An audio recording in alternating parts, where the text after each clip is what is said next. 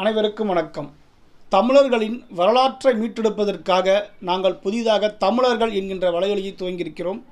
இந்த வலையொலியில் தமிழர்களுடைய ஒட்டுமொத்த வரலாறில் எங்களால் முடிந்த அளவை வெளிக்கொண்டு வருவதுதான் நோக்கம்.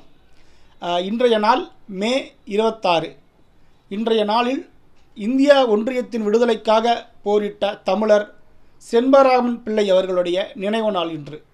15/9/1891 திருவனந்தபுரத்தின் புத்தன் சந்தைங்கிற இடத்துல பிறந்தவர் தான் செண்பகராமன் பிள்ளை அவர்கள். இளமை காலத்திலேயே இவர் தீவிர விடுதலை போராட்ட வீரராக விளங்கினார். அவர் 6ஆம் வகுப்பு படிக்கும்போது அவர் பள்ளியில் சக நண்பர்களை இணைத்து கொண்டு ஸ்ரீ பாரத மாதா வாலிபர் சங்கங்கிற ஒரு அமைப்பை உருவாக்கி தன் சக மாணவர்களிடையே நாட்டுப்பற்றை ஊட்டியவராக இவர் விளங்கினார்.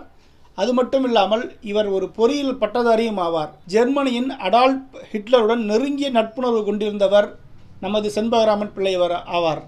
இவர் வெளிநாடுகளில் தங்கி இந்தியாவின் விடுதலைக்காக தொடர்ந்து பாடுபட்டவராக விளங்கினார். இன்று நாம் அனைவரும் வீர முழக்கமிடும் ஜெயஹிந்த் என்கின்ற வாசகத்தை உருவாக்கியவர் செண்பகராமன் பிள்ளையே ஆவார். வியன்னாவில் நடைபெற்ற மாநாட்டில்தான் இந்த ஜெயஹிந்த் என்கின்ற கோஷத்தை செண்பகராமன் பிள்ளை அவர்கள் முன்வைக்க நேதாஜி அவர்கள் இந்தியா முழுக்க கொண்டு சேர்த்தார். ஐரோப்பிய நாடுகள் முழுக்க ஆங்கிலேயர்கள் இந்திய மக்களை பற்றி தொடர்ச்சியான தவறான கருத்துக்களை சொல்லி வைத்திருந்தார்கள். இந்தியர்களுக்கென்று தனி நாகரிகமோ ஒரு அடையாளமோ பெரிய வரலாறோ இல்லாதவர்கள் இந்தியர்கள் என்ற கருத்தையும், இந்தியர்களுக்கு தங்கள் நாட்டை ஆளும் தகுதி அற்றவர்கள் என்பதும், அதனால்தான் ஆங்கிலேயர்கள் அவர்களை ஆள்கிறோம் என்ற கருத்தையும் ஐரோப்பிய ஒன்றுகள் முழுக்க பரப்பி வைத்திருந்தார்கள் ஆங்கிலேயர்கள். இந்த கருத்தை உடைப்பதற்காக செண்பகராமன் பிள்ளை அவர்கள் ப்ரோ இந்தியா என்கிற ஒரு இதழையும் பெர்லினில் சர்வதேச இந்திய குழுங்கிற ஒரு அமைப்பையும் உருவாக்கினார். அதாவது அவர் ஆங்கிலேயர்களுக்கு எதிரான தரவுகள் கூடிய பதிலடியை சொல்வதற்காக ப்ரோ இந்தியா இதழையும், தொடர்ந்து மக்களிடையே பேசுவதற்காக இது சர்வதேச குழுங்கிற அமைப்பை உருவாக்கினார். இந்த சர்வதேச குழுங்கிற அமைப்பு தான் பின்னாளில் மிகப்பெரிய அளவு வளர்ந்தது. இந்த குழுவின் பின்னாளில் உறுப்பினராக இருந்தவர் மகாத்மா காந்திஜி அவர்கள். சீனா, மியான்மர், தென்னாப்பிரிக்கா போன்ற பல நாடுகளுக்கு சென்று ஆங்கிலேயர்களுக்கு எதிராக இந்தியர்களுக்கு ஆதரவாக படையை திரட்டுவதில் மிக முக்கிய பங்காற்றினார் செண்பகராமன் பிள்ளை அவர்கள். அது மட்டுமில்லாமல் இந்தியாவில் ஆங்கிலேயர்களை எதிர்ப்பதற்காக காபூலில் தற்காலிகமாக ஒரு அரசையும் உருவாக்க துணிந்தார் செண்பகராமன் பிள்ளை அவர்கள்.